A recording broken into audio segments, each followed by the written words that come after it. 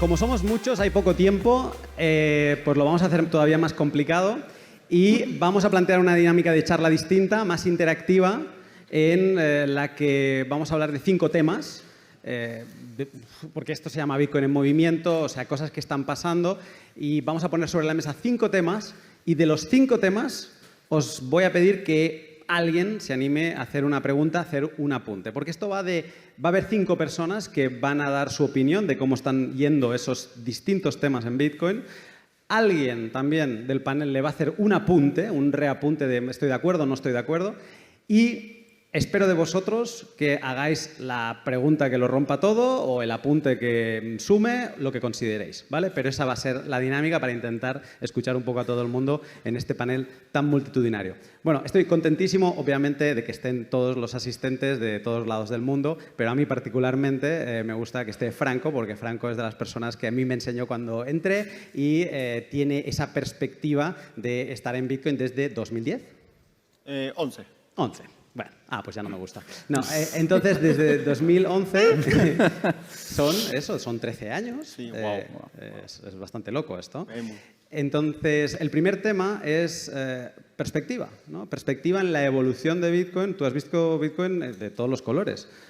O sea, para ti un crash era cuando bajaba de 30 a 5, ¿no? O cosas así.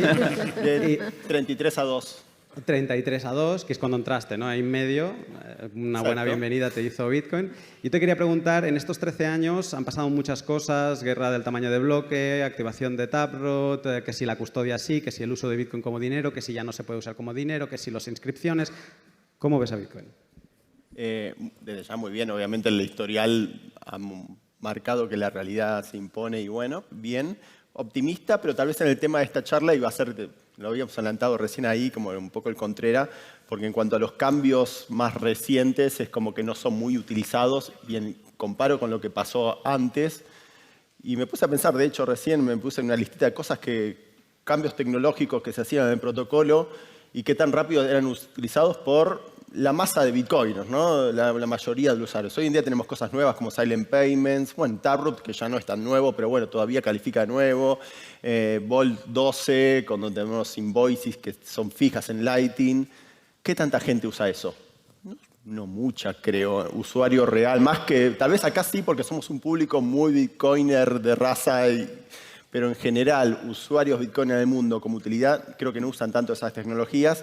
Y recién me estaba poniendo a pensar, no sé, cuando salieron las direcciones Pay to Script Hash, que son las direcciones que empiezan con un número 3, porque al principio eran todas que empezaban con un número 1, es verdad, hubo un tiempito que no se usaron, pero después empezaron a utilizarse con Segwit y demás, y con multisig.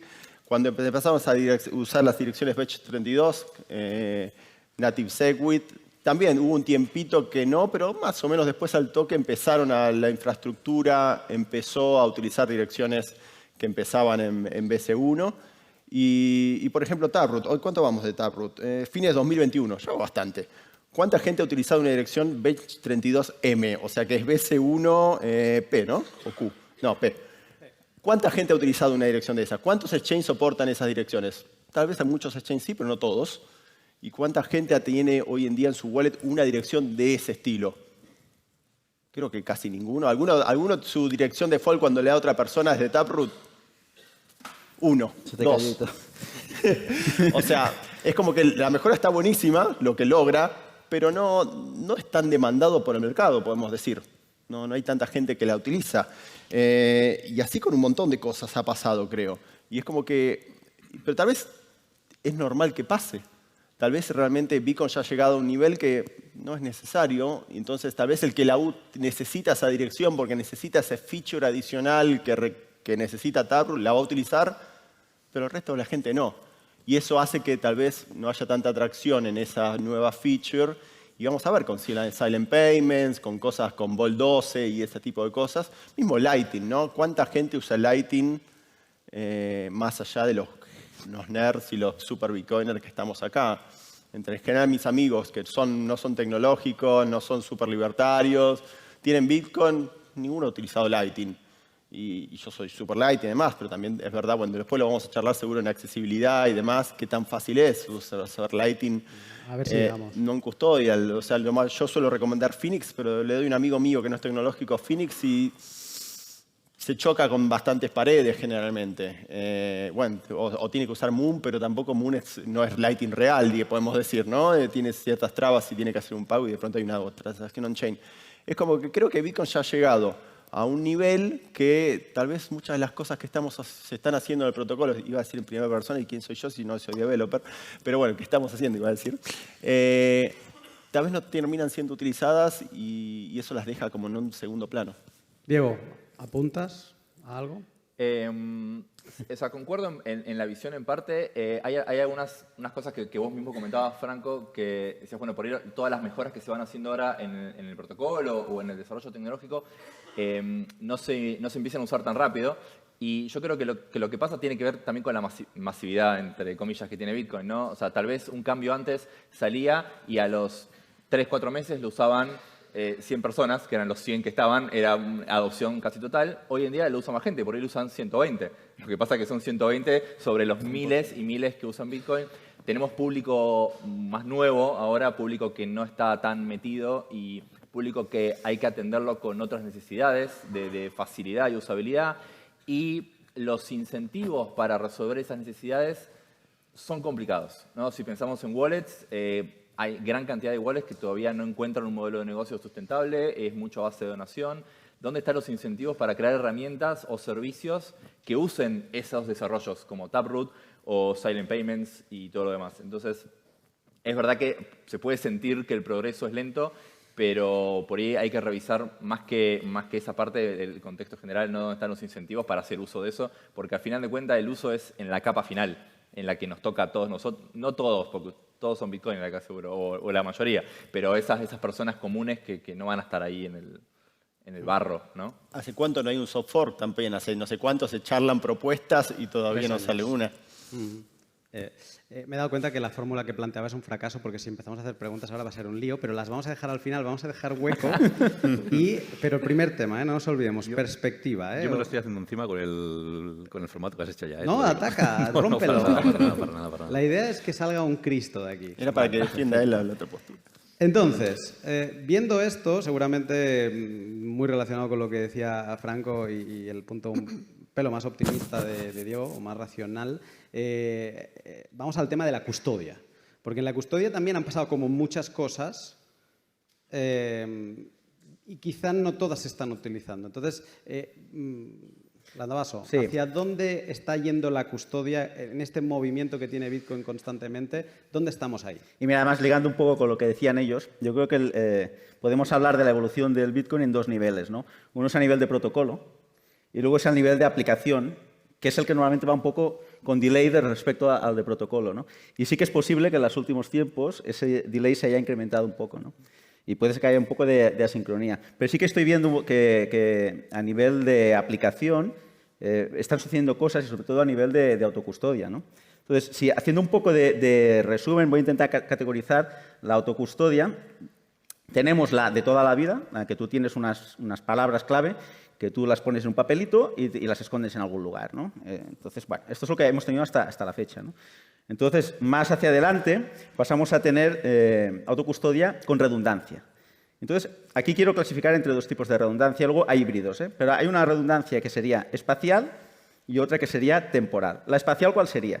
Sería el modelo de multifirma, ¿no? Multifirma viene a ser el símil de la caja fuerte con varias llaves. Entonces, para abrir una caja fuerte necesitas varias llaves a la vez, ¿no? Entonces, para tú tener una autocustodia segura, lo que haces es una llave la tienes en un sitio y otra llave la tienes en otro sitio, ¿vale? Porque es más seguro. Si alguien te viene a atacar, de alguna manera, a intentar quitarte las llaves, no las tienes simultáneamente en el mismo lugar las dos, ¿no? Otro tipo de autocustodia, que es yo creo que cada vez está viendo más evoluciones en este sentido, es la temporal. La temporal vendría a ser un poco, siempre los bitcoiners nos gusta criticar a la banca, pero la banca tiene cosas que también son interesantes, ¿no? No sé si os ha pasado alguna vez que habéis intentado hacer una transferencia bancaria y, claro, como es el banco, no se hace de forma inmediata. Pero incluso a veces sucede que envías 10.000 euros, pues lo que sea, al extranjero. Entonces te llaman de la oficina y te dicen, usted, señor Landavaso, estaba intentando hacer una transferencia. Entonces le dices, sí, y bueno, entonces supuestamente la dejan tirar adelante, ¿no? Pero es muy interesante ese caso porque podrían estarte frenando un robo de tu cuenta. Entonces, esa es la redundancia temporal, en la que las transferencias no se ejecutan instantáneamente, hay un lapso de tiempo y en ese lapso de tiempo tú o una persona a la que tú delegues, en este caso sería el banco, pueden tirar para atrás la transacción. ¿Vale? Entonces, a nivel de autocustodia, estamos empezando a ver soluciones que tiran por la segunda vía, por la de la redundancia temporal. Y luego hay híbridos. O sea, podemos imaginar un montón de combinaciones de diferente estilo que mezclen las dos soluciones, ¿no? ¿Qué es lo que ha permitido que haya este tipo de soluciones? Ha habido una evolución tecnológica que no es a nivel de protocolo, está un poquito más arriba, que es la de Miniscript, ¿no? Como todos sabemos, Bitcoin es dinero programable.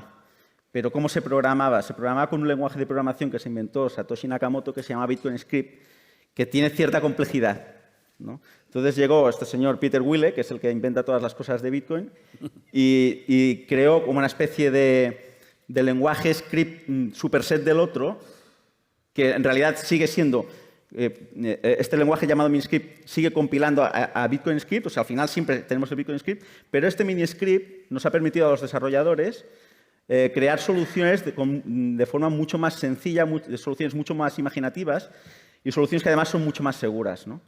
Entonces, por aquí es por donde yo creo que van los tiros un poco a nivel de autocustodia. Genial. ¿El apunte, Sergi? Yo lo voy a comentar un poco, tanto aquí como lo que estaban comentando antes, ¿no? Me parece que, al final, a nivel de usuario, que es un poco lo que estamos hablando, tienes como un poco de balanza, ¿no? O trade-off entre lo que viene a ser la usabilidad de lo que tienes y lo que viene a ser el desarrollo, la innovación de lo nuevo que acaba de salir, ¿no? Entonces, en el tema de custodia en concreto, para mí una de las máximas de lo que trae Bitcoin a la mesa es decir, no tenemos una tercera parte, ya sea de confianza o no sea de confianza, porque las terceras partes no nos gustan. No queremos tener nosotros control sobre todo lo que estamos haciendo. Esto está muy bien a nivel teórico.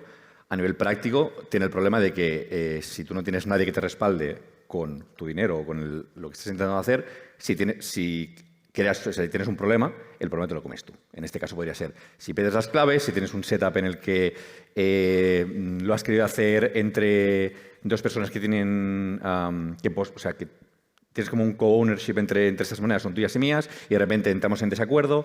¿Qué pasa en los casos menos bonitos, ¿no? Entonces, para mí, el contrapunto de todo lo que pueda haber a nivel de desarrollo con custodia es que, por más que a ti te pueda llegar a pasar, que puedas perder tus claves y que puedas tener redundancia y que puedas tener X, Y y Z, cuanto más complejo viene a ser el sistema que estás intentando utilizar, más números acabas teniendo de que luego tengas un problema y tengas que responder frente a alguien que a lo mejor se puede comprometer o que no responda de la forma en la que tú estás esperando que esté respondiendo, ¿no?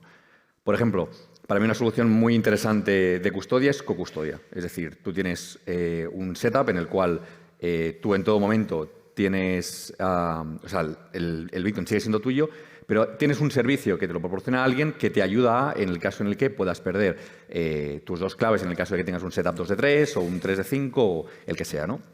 Pero siempre estás delegando parte de esta responsabilidad a alguien más que puede haber un punto de fallo, ¿no? Este punto de fallo puede ser que haya un hacking del sistema y que de repente se hagan pasar por ellos cuando realmente no son ellos, que haya temas de ingeniería social que te acaben haciendo firmar algo que no es lo que tú en principio quieras firmar, ya puede ser porque te están diciendo que el sistema ha sido comprometido y que tus fondos están en peligro, X, Y, Z, ¿no? Entonces, curiosamente, cuando hablamos cuando hablamos de Bitcoin en general, siempre está la solución más sencilla, pero, o sea, más individual, pero que tiene como una fricción más alta.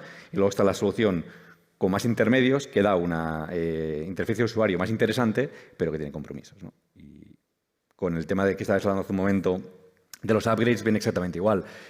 Subsigo muchísimo lo que estaba diciendo Diego, que al principio el pool de gente que estaba utilizando Bitcoin era como muy hobbyistas, ¿no? Entre los desarrolladores y la gente que lo quiere probar todo al minuto en el que sale, ¿no?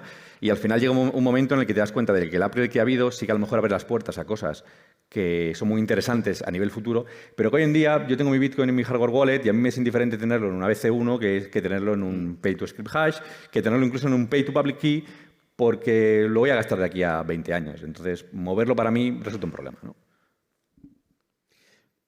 Segundo tema, custodia. ir preparando preguntas. Vamos con el tercer tema, que también puede ser ahí una buena caja de los truenos, que es la accesibilidad.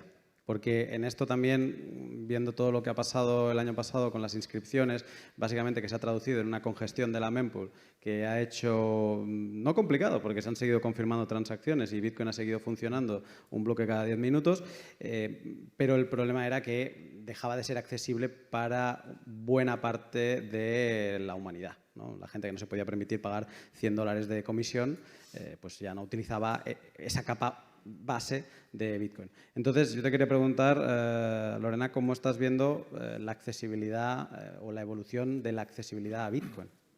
Bueno, lo cierto es que las tecnologías y cualquier desarrollo en el ámbito humano tiene que resolver una problemática o potenciar una capacidad de la humanidad.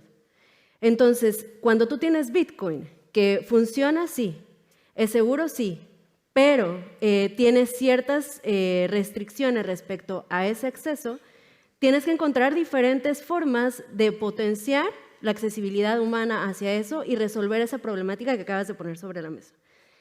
Lo cierto es que la forma en la que Bitcoin se desarrolla y crece, como mencionaba Franco, pues puede ser lenta, ¿no? En ciertos aspectos. Entonces, muchas veces es necesario crear herramientas o formas diferentes de las que se tenían en un inicio, contempladas, como es el caso, por ejemplo, de Fedimint, ¿no? O como es, por ejemplo, el caso de Lightning, que tal vez no sean la cosa más perfecta, que todavía siguen en desarrollo, eso hay que tenerlo siempre en cuenta, ¿no? Estamos evolucionando, estamos creciendo, estamos adoptando Bitcoin, pero todavía todos estos protocolos, todas estas soluciones se siguen desarrollando, o sea, no están del todo creadas perfectas, ¿no? Y de hecho, por ejemplo, si nos ponemos a ver cómo fue la evolución del Internet, hasta la fecha hay muchas cosas que no funcionan perfectamente bien, ¿no? Y simplemente fue creándose y desarrollándose conforme la humanidad lo fue necesitando. Entonces, yo considero que la accesibilidad respecto a Bitcoin está creciendo de una forma acelerada porque es necesario, sin embargo, no es perfecta todavía. Falta todavía muchas cosas, pero lo cierto es que hay formas que no se tenían contempladas, ¿no? Ahorita que hablábamos de custodia, teníamos dos opciones, la custodia de un tercero o la autocustodia. Y hay personas que tal vez no tienen o no tenemos la posibilidad de interactuar bien o acorde a ambas, ¿no? Y ahora surgen nuevas formas, por ejemplo, Fedimint abre esta nueva puerta de custodia colaborativa, ¿no? Que ayuda a que ciertas comunidades que ya tienen líderes, que ya tienen personas de confianza, puedan acceder a Bitcoin de una forma diferente, tal vez no la mejor respecto a la perspectiva que se tenga, pero es cierto que es mucho más accesible respecto a estas nuevas formas que existen de desarrollo. En este punto me interesa muchísimo la opinión de Franco, porque claro, esto supongo que al principio Bitcoin se asumía que vamos a pagar cafés todos con esto y Bitcoin de la dirección que empieza por el 1, ¿no? La Pay to Public Key Hash. Entonces, a partir de ahí, todo, o sea, el pasar de eso a eso no se va a poder utilizar para pagar cafés, a si queremos utilizarlo para eso, necesitamos otras cosas. ¿Tú esto cómo lo ves? También sigo siendo Contreras, pero créanme que soy full Bitcoin. pero sí, a medida que encima el mundo va progresando en paralelo a nosotros, el resto de las tecnologías, hoy en día ya pagamos, cuando yo empecé en Bitcoin, todavía el NFC y pagar con NFC no era. Ahora, hoy en día, ganarle, decíamos, va a ser rápido porque no hay que dar vuelta, no sé qué, hoy en día ganarle el NFC va a ser muy difícil. Con Lightning, con NFC, sí, pero es como va a ser más lento que ya lo que ya la gente ya está usando. No le vamos a ganar por ese lado. O sea, yo me estoy medio rindiendo un poquito a Bitcoin como asset y no tanto a medio de pago. Salgo desde tu casa a comprar algo, sí, pero no en el día a día de la gente. Como que esa bandera como que ya, ok, perdimos. Pero bueno, espero que no, que otras tecnologías y otras capas permitan que a la larga usemos algo así como NFC y punto en Bitcoin y ya está. Pero sí, lo veo lejano. Y voy a volver un poquito a autocustodia. Lo que veo, un desarrollo para mí importantísimo en autocustodia que pasó en los últimos años. Sí, está bueno, pero todavía falta que la gente normal, común, digamos, no sé cómo la masa lo pueda usar, la masa bitcoiner no fanatizada, es el tema de poder usar algo que multisig, pero con wallets, hardware wallet, distinto fabricante. Eso es una cosa que para mí fue genial cuando se pudo a partir de hace algunos años con PSBT y demás, pero la gente no lo va a usar todavía. Está buenísimo para los que somos súper tecnológicos que yo tenga una wallet compartida con socios míos de una empresa y yo uso Colcar, el otro usa otra, Jay, la que sea, y todos, con lo cual tenemos redundancia de hardware. Si un hardware está comprometido, el otro usa, ¿no? O sea, el protocolo mejora, las cosas mejoran, pero solo para un nicho muy específico que no veo que llegue a gente más masiva. O sea, los fabricantes que han tratado de hacer eso no veo que lo hayan logrado. Voy a poner un tema que creo que siempre está en el ambiente y es el a favor de la accesibilidad, ceder custodia. ¿Eso es algo que veis lógico? ¿Es algo que se tiene que luchar para que no suceda?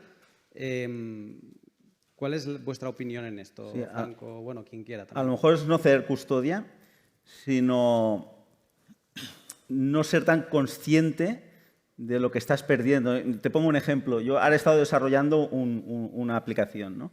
Y yo siempre tenía en mente, cuando la estaba desarrollando desde el primer momento, que la pudiese usar mi padre. ¿Vale? Entonces, es un tema de autocustodia, ¿no? Entonces, ¿qué sucede si tú le das a mi padre una Ledger Nano o lo que sea, da igual, ¿eh? Y allí te aparece una póliza con un mini script y es que es inviable, está fuera. Entonces, ¿qué estamos haciendo? Que se compre que entre en un exchange y lo deje en el exchange, ¿no? Entonces, a veces lo que tenemos que ceder no es tanto el tema de autocustodia, sino que sean conscientes de todo lo que está pasando ahí, ¿no? Es como ser honestos con los riesgos. Sí. Lorena. Aquí, ¿quién de ustedes ha leído realmente así, paso a paso, su contrato bancario? ¿Alguien sabe cómo funciona su cuenta bancaria? Ok, te felicito, Mariel. Un aplauso para Mariel. Bueno, así como en esta sala hay no sé cuántas personas, pero creo que son muchas, de todos nosotros, solo una persona sabe exactamente cómo funciona su contrato bancario y exactamente cuáles son los riesgos y exactamente qué contiene y exactamente cuáles serían las consecuencias de ciertas cosas. La cuestión es, ¿necesitamos que Bitcoin, los usuarios, entiendan todo esto? Yo realmente creo que no es realista esa perspectiva a largo plazo. O sea, esa es la verdad. Eso va a pasar. Los humanos somos así. O sea, no nos ponemos a estudiar cómo funciona una televisión para usarla, ¿no? Y lo mismo sucede con Bitcoin. Es muy bueno, es súper positivo que teniendo una herramienta de libertad y soberanía sepamos y entendamos cómo usarla. Sin embargo, a largo plazo, a larga escala, eso no va a suceder. Yo voy a disentir un poco con la opinión general de todos ustedes. Igual, a ver, voy a hacer una primero, mi afirmación acá es que no se cede la autocustodia, ahora comento por qué. Sí, comparto que una persona que con autocustodia tenga un riesgo alto de perder los fondos porque no sabe cómo funciona o se puede equivocar, por supuesto que no le recomendaría autocustodia. Pero desde el punto de vista del desarrollo, de lo que la comunidad, lo que querramos llamar comunidad de Bitcoin, ¿no? Empuja y trata de promover, creo que la autocustodia es fundamental porque es uno de los pilares, ¿no? O sea, siempre ponemos el ejemplo de otros, el banco. El pilar del banco no es la autocustodia. Es lo mismo que si yo quiero promover el uso de automóviles, ¿no? Y bueno, uno de los pilares es que yo lo conduzca. Si yo voy a estar en el asiento de atrás con un chofer, no estoy utilizando por ahí el automóvil. O sea, yo creo que acá la autocustodia es uno de los pilares fundamentales y si no... Entiendo que no lo quiera usar, no lo use, pero como desarrollo del protocolo, de las aplicaciones, de los servicios, me parece que es fundamental. Si no, ¿qué sentido tiene? ¿Dónde está la verdadera diferencia de seguir utilizando lo que utilizábamos antes? ¿Dónde está el cambio? Sigamos utilizando el banco, sigamos utilizando el oro custodiado, ¿no? Un poco una de las cosas que propone Bitcoin es, entre otras, autocustodia. Yo creo que lo importante aquí es ser muy consciente de hasta qué punto está cediendo custodia, ¿no? Porque Tú puedes tener setups en los cuales eres totalmente custodio y pueden ser tus ahorros o puede ser, de saber qué, lo que tienes a un lado, ¿no? Y podrás tener parte de esos fondos que los tienes en un setup más comprometido porque lo tienes con autocustodia o a lo mejor full custodia, o sea, custodia compartida o full custodia por alguien más, ¿no? Pero eres muy consciente del riesgo que tienes ahí y qué cantidad tienes ahí, ¿no? No creo que la solución realmente pase por tener un solo setup. De la misma forma que puedes tener inversiones, cuentas de ahorros, cuentas corrientes, fajos de billetes debajo de la cama, puedes tener setups en los que dices, bueno, pues tengo 100, 200, 300 dólares en este wallet móvil que me está custodiando X y sé que si les da por hacer el servicio los he perdido, sé que si me roban el móvil a lo mejor pues también los puedo llegar a perder, ¿no? Pero no tengo todos mis ahorros en ese setup. Entonces, yendo un poco a lo que comentabas con el tema de tu padre, ¿no? Yo tengo un problema que si tengo que hacer una aplicación en la que mi padre pueda utilizarla como utilizaría cualquier otra cosa, a la semana que viene va a perder todo su dinero porque va a dar recuperar contraseña y no va a funcionar. No hay contraseña a recuperar, ¿no? Entonces, lo que no puedes pretender es que gente que está acostumbrada a un tipo de caso de uso o de UX, ¿no? Que de repente ponga todos sus fondos en un sistema de autocustodia y que sea en plan, uy, los perdí porque no me acuerdo de... Es que tampoco es blanco o negro, ¿no? Yo creo que hay como una capa de grises muy grande, ¿no? O sea, puede ser... O sea, no tenemos que decir no tengas autocustodia o sí tienes que tener autocustodia, ¿no? Puedes, oye, pues ten autocustodia de menos cantidad aunque no lo entiendas todo, ¿no? O hay un montón de capas y de grises en todo esto. Yo estoy de acuerdo, pero creo que, o sea, donde quiero hacer hincapié es que hay que ser muy consciente del tipo del trade-off que estás teniendo. Y esta para mí es una información muy importante que llega al usuario, que es muy diferente de bancos y contratos bancarios que tenemos en el día de hoy, que pueden elegir autocustodia o custodia. Los bancos no pueden elegir, el usuario mentalmente, bueno, los contratos son más o menos lo mismo, pero es muy importante para mí que la información que se pueda elegir entre los dos llegue a cada usuario. Sí, quizá, y por eso voy a ir con Tiero ahora, porque quizá lo que yo estaba preguntando, a ver, aquí somos todos libertarios, o sea, ¿cómo le vamos a decir a alguien lo que tiene que hacer o dejar de hacer? Que haga lo que quiera, ¿no? Pero si un poco el espíritu, o es deseable que el espíritu sea seguirse rompiendo la cabeza en hacer cosas accesibles, pero que también sean de autocustodia, aunque pueda parecer un oxímoron por momentos. Y en esto... creo que puede ser muy interesante, nos va a contestar en inglés, la experiencia de Tiero con ARC, ¿no? Y te quería preguntar en general, ya no solo por ARC, sino con las capas de Bitcoin. ¿Cómo estás viendo el desarrollo de Bitcoin en capas y en especial la custodia? Puedo hablar en inglés, está bien, me traduce. Yeah, I think it's interesting, like, for sure, people are expecting to have a payment like NFC. We said we want to pay like NFC, like Apple Pay, super fast. That's what people expect when they want to pay with Bitcoin. And Lightning, for sure, made a lot of progress in that sense. But maybe I'm controversial, but I will say Lightning increased the percentage of people that don't do self-custody because you add more complexity. You add a server, you add a node, and paradoxically, on-chain in 2013-14, when fees were low, everybody was having a keeper. Just a seed word, blockchain.info, you download it, boom, you were in. Very easy. With Lightning, we have to explain, hey, I'm sending $1, but 50 cents are the channel opening, and you need to explain why to receive, you need to pay. I think, like, generally, we didn't take too much care for the people, the new Bitcoiner that are not really libertarian or let's say, so I think ARC tries to have this approach where we want to give the on-chain UX, so the on-chain just a keeper, not a node. You're a simple browser, a simple app. You connect to a server.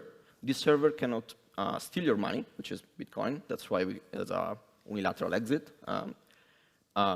But yes, I think like that's a different way, and I think ARC and Lightning will work together. So if Lightning scale vertically between two people, ARC and all other solutions like shared UTXO, sharing a single UTXO, will scale horizontally. And what is the trade-off? Because sometimes it feels like magic, ARC, like, oh yeah, wait, I can bring you scalability, new people entering, no needing of knowing about liquidity, and yeah, and you can just use it right away. What is the trade-off? Yes, I think the major trade-off, but this is like inherent of Bitcoin. Bitcoin is not for everyone in the sense that I see UTXO as like the land, like nobles conquering land, and they have the land. Now there are peasants that they, even in their whole life, working every day, they will never be able to afford to buy land. So they need to rent. That's the only way.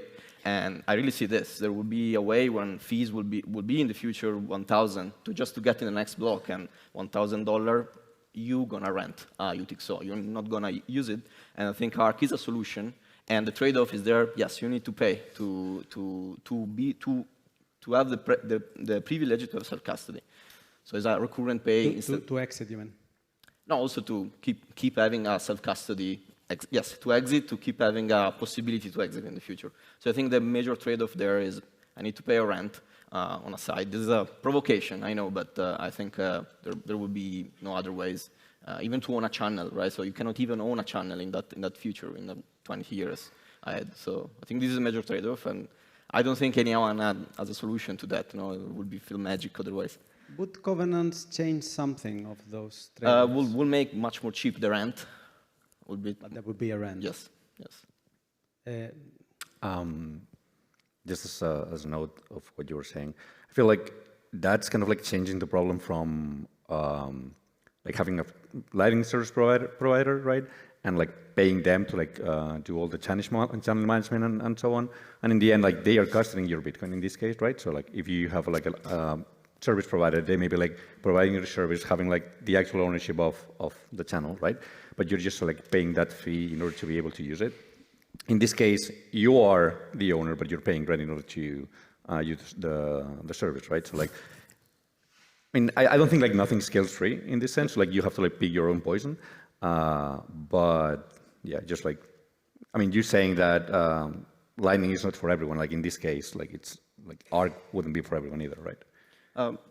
Yeah, I think the combination of the two will definitely be needed in the sense that you still need this fast settlement that doesn't require this recurrent liquidity, which is Lightning. Yeah, that's fair. That's definitely fair. The fact that you don't have to like put like some liquidity on the spot, it's something that ARK definitely takes away. But, yep. Diego, el apunte. ¿En español? Sí, entiendo. Para el público. No, mi comentario general ahí es, lo relaciono con lo último que comentaba, ¿no? Este tipo de soluciones son las que creo que está bueno seguir persiguiendo, tratando de escalar yo creo, he leído algo sobre ARK, no me puse a investigar en detalle la parte técnica, pero creo que lo podríamos considerar una capa 2 también como Lightning, no así como sidechains y otro tipo de soluciones. Y creo que ese es el camino que no hay que dejar de perseguir, ¿no? Lo que yo quería remarcar antes es no normalicemos la custodia. Está muy bien que se armen soluciones para aquellos que no lo pueden hacer. Está genial que tengamos la opción. Está bárbaro que todos puedan elegir, aunque que algunos elijan mal. No, mentira. Está muy bien que se pueda elegir, pero no descansemos y no normalicemos que bueno, hay gente que es mejor hagamos soluciones custodia, que es más sencillo. Sigamos persiguiendo y luchando por ese desarrollo de autocustodia, de privacidad. Y creo que el protocolo, los desarrollos más de bajo nivel y algunas apps también mantienen todavía esa fuerza. Y eso está muy bueno.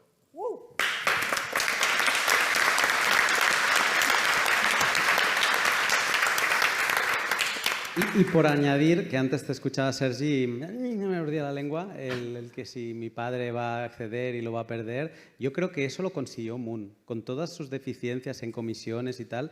Se lo he dicho a muchos amigos que sabía que son torpes a morir y recuperan sus Bitcoin porque se registraron con mail.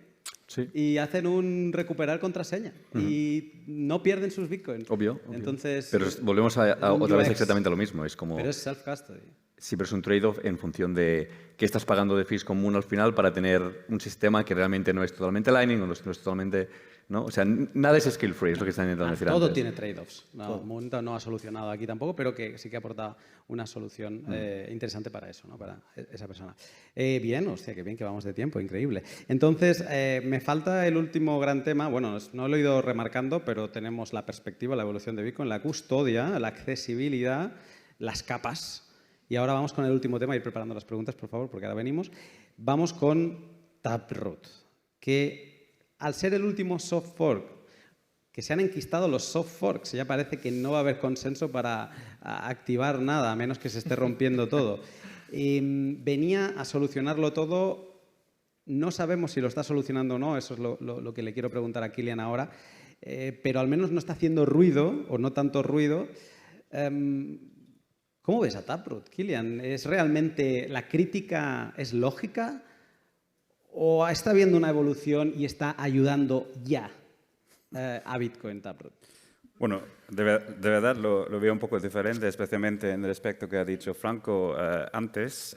Es cierto, igual que Taproot se activó en 2021, hace muchos años, pero en el mundo de Bitcoin es normal que las ventajas llegan con un retraso de 2-3 años, es muy normal. Y cierto, para nosotros nos cambia la vida. No solo de nosotros como proveedor, como servicio, Boltz, la plataforma, pero de nuestros usuarios también. Y para mí es muy normal que otras aplicaciones no usan Taproot. ¿Por qué? Porque es más caro enviar una transacción normal en Taproot que no usa Taproot. Entonces, la adopción de Taproot va a ser en casos de usos muy especial, como nuestro. ¿Qué cambió con Taproot en el servicio de Boltz? Antes, los usuarios, en el caso que falló un swap en la plataforma, tenían que esperar hasta 4 días para reembolsar sus fondos. Una experiencia muy mala. Y yo invierto mucho tiempo a explicar a los usuarios por qué, y es parte del intercambio atómico, yada, pero es muy difícil comunicar este problema. Y ahora con Taproot lo pueden reembolsar sus fondos de forma instantánea. Y ha cambiado todo. Y así veo que la adopción de Taproot va a ser de esta manera, que la gente va a usar Taproot sin saber que están usando Taproot. Por ejemplo, ahora tenemos más que 90% de nuestros usuarios usan Taproot. Y creo que mucha de la gente aquí está usando nuestro servicio también sin saber que están usando Taproot. Y creo que la adopción va a ser de esta manera. Aquí tenía para el apunte a Sergi, pero creo que es un buen tema. También me gustaría escuchar a Franco sobre esta parte de Taproot. No, me encanta ser contrariado en eso porque quiero ser optimista.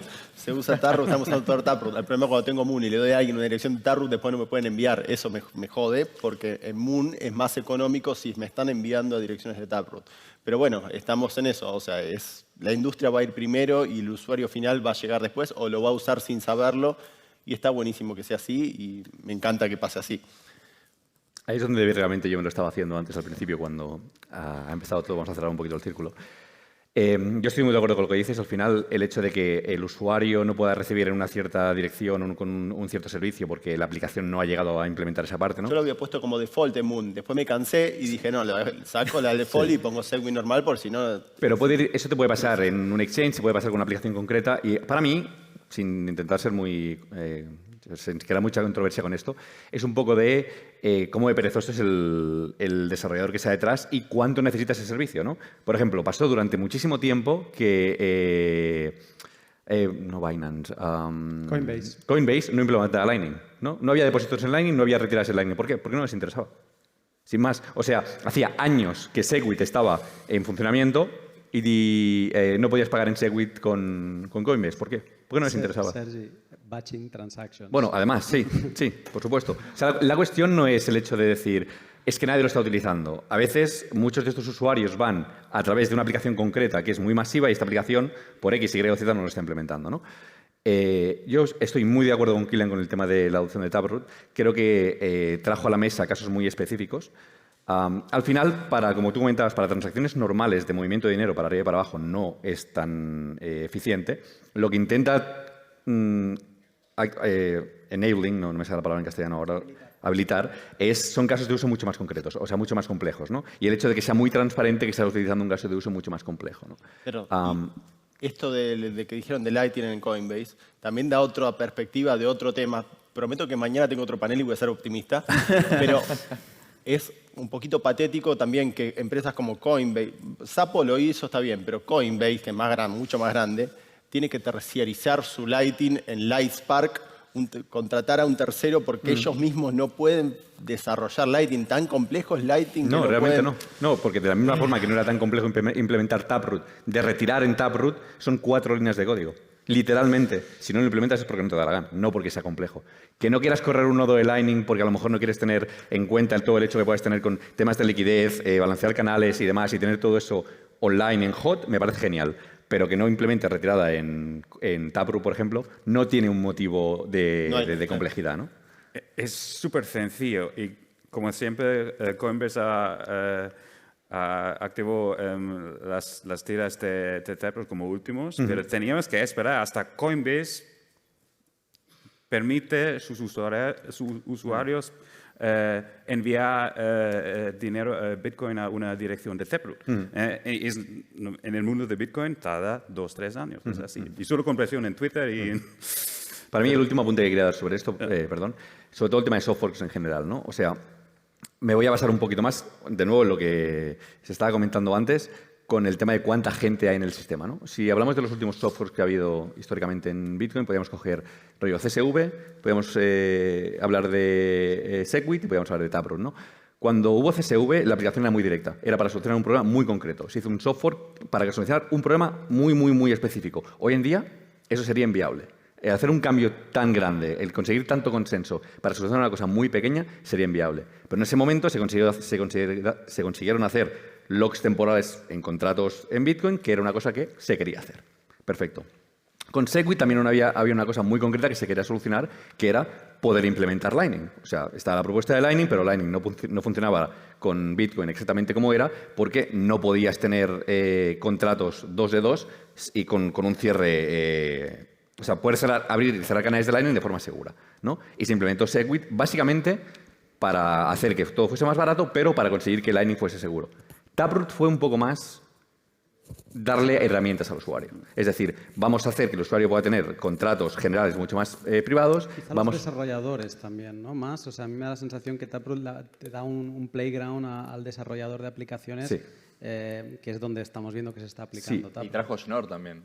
Y trajo Schnorr, efectivamente. Eso es para desarrolladores, pero... Exacto, con lo que puede haber con todo el tema de batches de firmas y tal. Hizo como un enabling, habilitó muchísimas cosas que podrían llegar a pasar. Pero con el hecho de que cuanto más pasamos en el tiempo, más fricción hay para habilitar ese tipo de cosas, ¿no? Más cuesta ponerse de acuerdo. Y por eso ahora llegamos a un punto en el que se habla de que no va a haber más soft forks, porque para habilitar esa cosa en concreto ya no... O sea, si nos está costando ponernos de acuerdo... En general, si va a ser simplemente para habilitar esa cosa pequeñita, pues ya no me peleo, ¿no? Está bien que Bitcoin no se cambie tanto. Decir que Taproot también se ata muy bien con tema de custodia, esto está por venir, estamos viendo cosas como Music, que la tenemos en Moon, pero tampoco nos enteramos que la utilizamos, pero está viniendo Frost y ahí vamos a ocultar todo ahí dentro. Entonces, bueno, Bitcoin está en movimiento realmente, aunque la gente se piense que no pasan cosas, y creo que este panel, yo os agradezco mucho haber accedido al ritmo de la conversación, ha sido frenética, me ha encantado, muchas gracias. Y ahora os toca a vosotros. Tenemos unos cuantos temas aquí, tenemos 10 minutos para poner a prueba cualquiera de estos campos o lo que queráis preguntar sobre el estado de actualización, de Bitcoin en movimiento, la evolución, el desarrollo, lo que queráis. Es vuestro momento. Así que, ¿preguntas?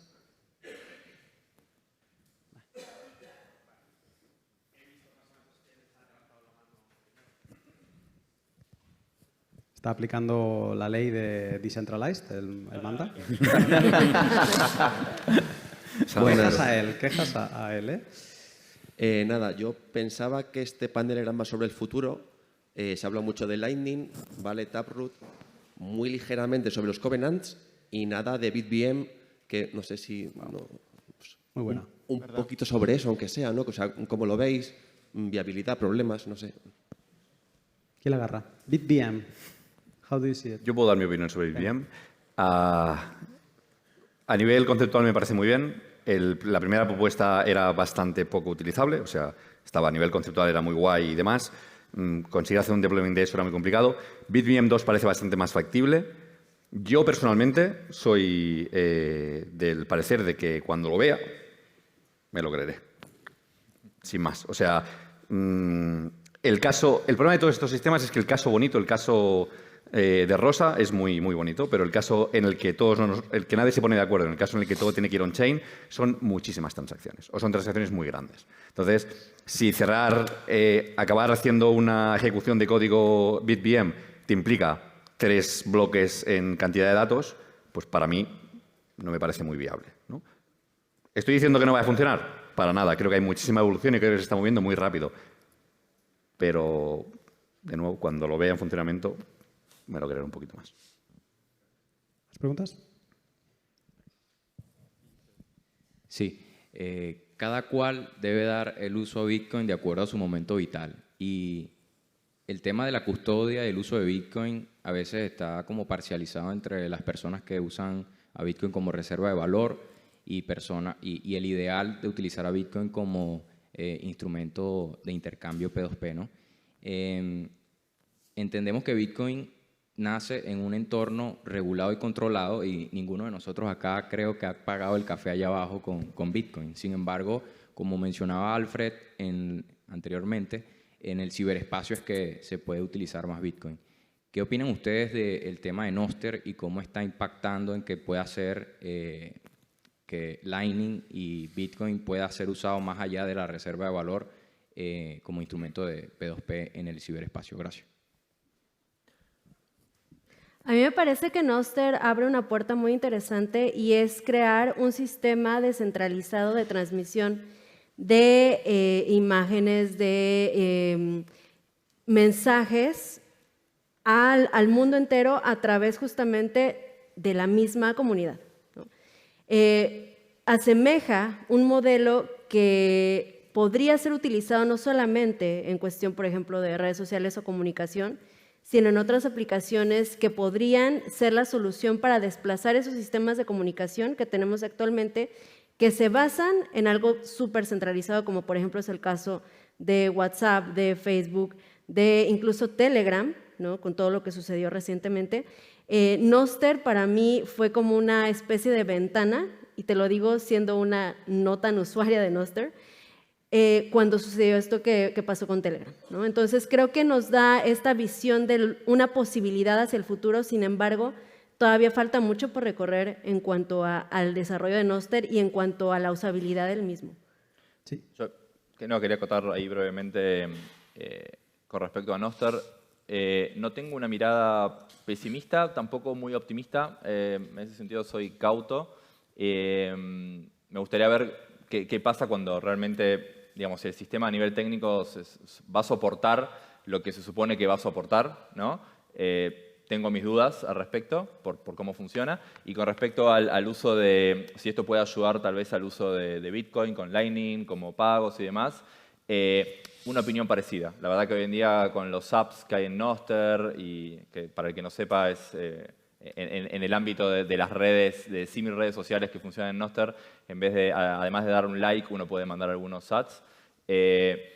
No, o sea, no puedo hablar de adopción ahí, porque lo están usando los mismos 120 que siempre van y usan la tecnología cuando recién sale, con lo cual es muy incipiente. No veo como un empuje así muy fuerte, ahí soy un poco más cauto. Sí, yo ahí quiero sumar, porque siempre que se piensa en Nostr se piensa en el caso de uso tipo Twitter. Entonces todo el mundo pensamos, cuando esto se pete de gente como en Twitter, van a necesitar los mismos servidores como en Twitter, y esto no es nada centralizado, etcétera, etcétera. Pero es que ya mucha gente está utilizando Nostr, y de la misma forma que utilizan Taproot y no saben que están utilizando Taproot cuando utilizan Bolts, ya están utilizando Nostr. Hay una cosa que se llama Nostr Wallet Connect, que ni se pronuncia así, se dice NWC, que empiezan a utilizar algunas billeteras de Lightning, y yo ahí sí que veo que Nostr está habilitando más uso de Lightning autocustodiado. Yo lo tengo así, por ejemplo, en el que yo estoy conectando mi wallet con mi canal Lightning a todo tipo de servicios como los zaps, ¿sí? Y la comunicación, que antes era, no, si tú tienes un nodo Lightning tienes que conectarte a Tor para no exponer tu IP.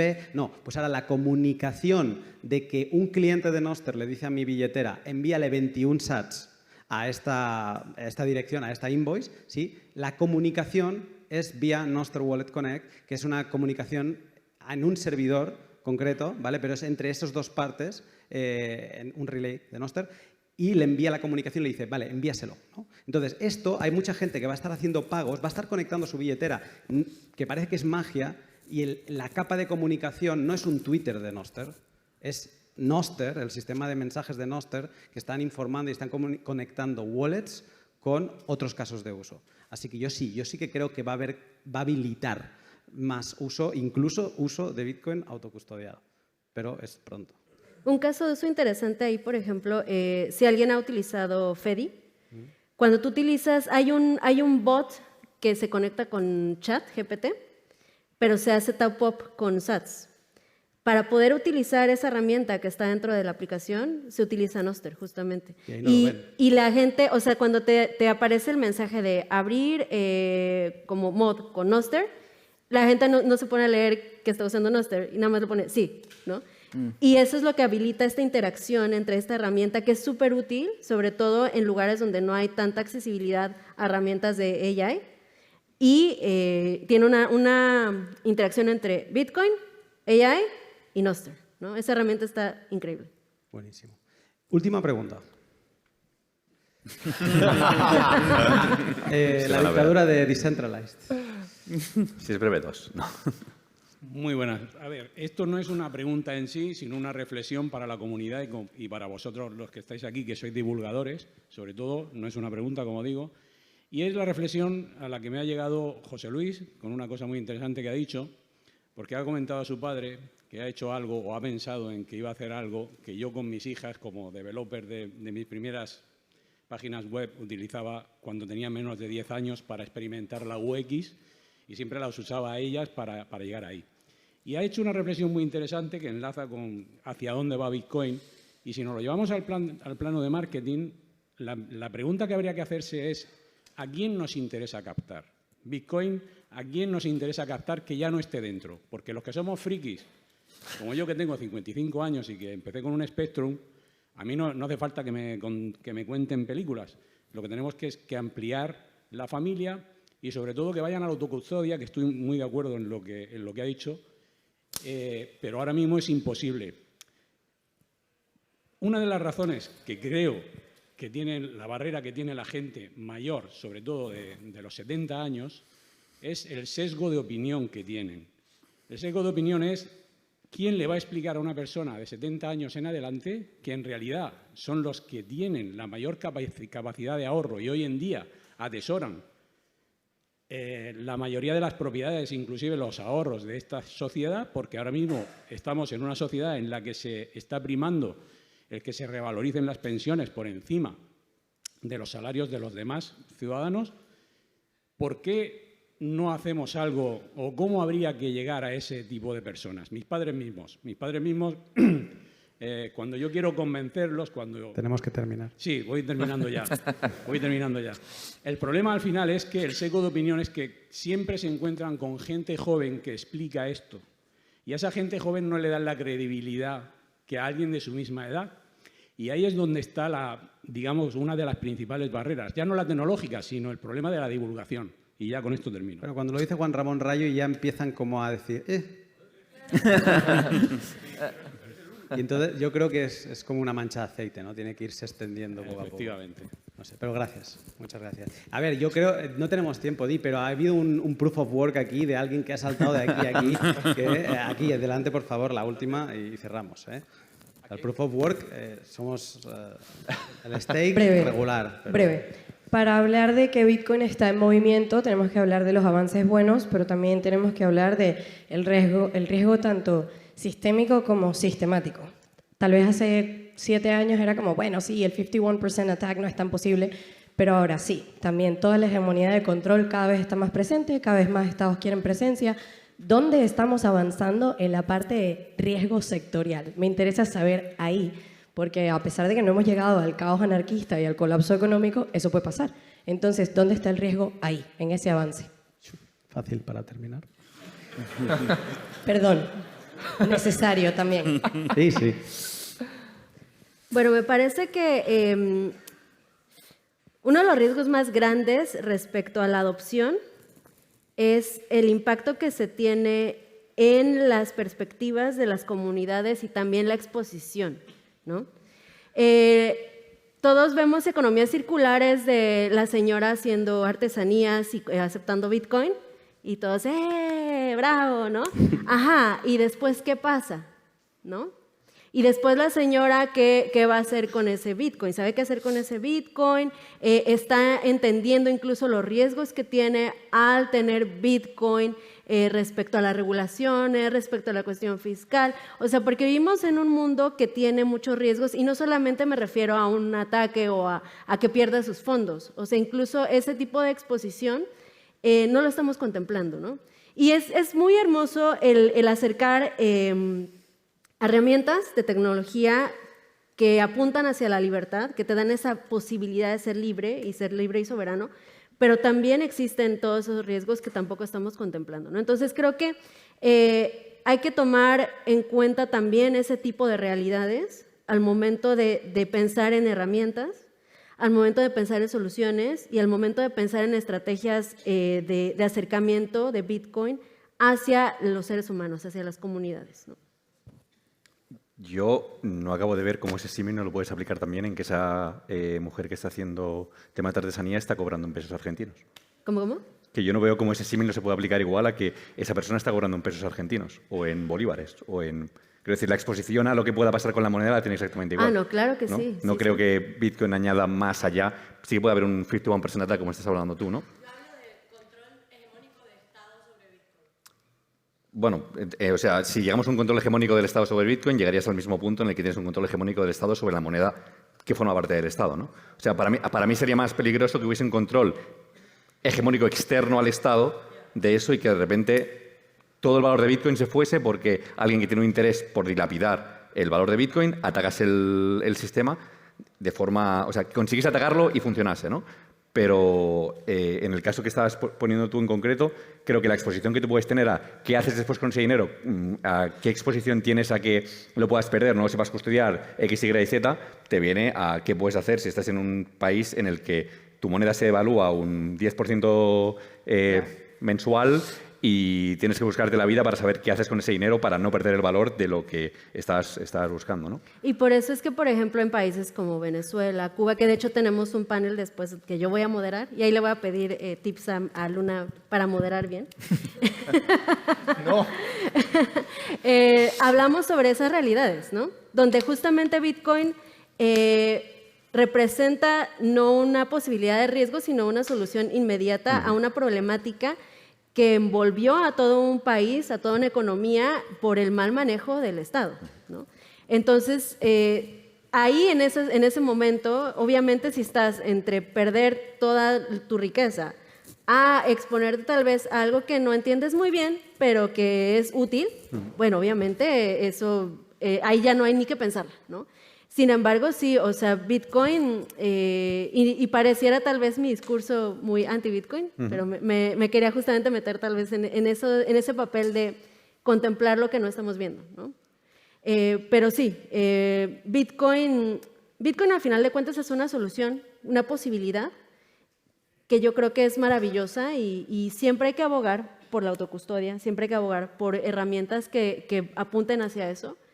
Pero sí, hay mucho detrás de esto a nivel social y económico. Nadie quiere cerrar, pero déjame tirar un riesgo de tirar ahí. Déjame tirar un riesgo que para mí me parece importante. Y estamos quitando comida, ¿no? Ok, perdón. Justo lo que iba a decir, o sea, yo por mí se pueden alargar, pero ¿Ah, sí? comeréis más, no comerán. ¿Quién necesita comer? Bueno, ponernos el reloj otra vez, ¿no?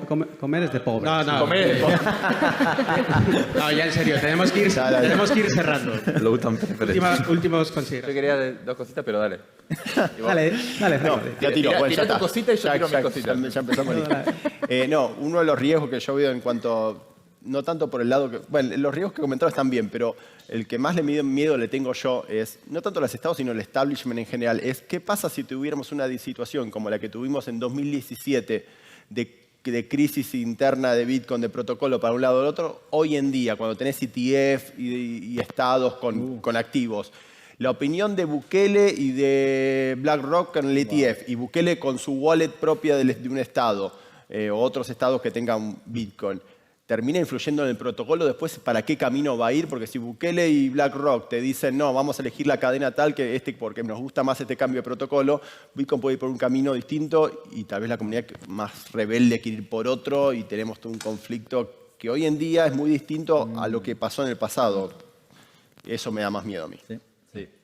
Yo lo que pensaba, o me preocupa por ahí, riesgo sistémico, para ponerlo de una forma amigable, es todos ustedes, por ejemplo. La forma más amigable que encontré de decirlo.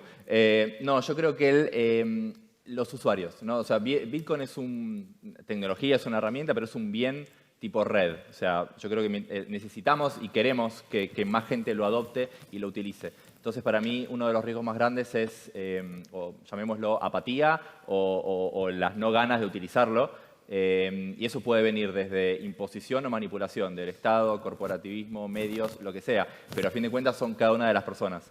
Y Bitcoin tiene un desafío particular, tiene que ver con todo lo que hablamos hasta ahora, que es que a diferencia de otras tecnologías que siempre la ponemos de ejemplo, decimos, bueno, uno utiliza Internet y no sabe lo que es el protocolo HTTP y no sabe lo que es la comunicación por un cable Ethernet, pero lo utiliza igual.